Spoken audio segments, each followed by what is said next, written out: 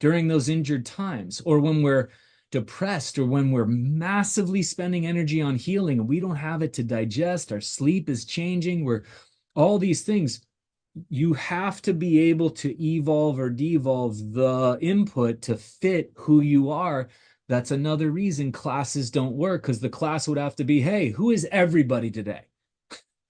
Okay, this for you, this for you, this for you, this for you, this for you, this for you, this for you. Not going to happen. No way. Instead, everybody do as I say.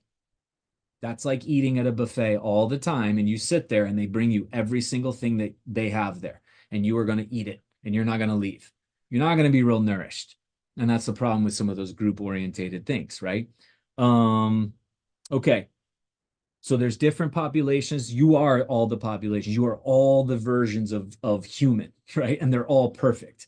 When you can stimulate higher, take advantage of it. That's what I'm saying. When you can stand, you stand. When you can leave the ground, oh yeah, you leave the ground. When you need to pull back, you pull back, but you're the only one that makes thing changes from just the three neutral ways done to different volumes, different intensities with consistency, and then worked in with calf jumps and the other training. And I just saw that's really what I end up doing the most, are just the neutrals.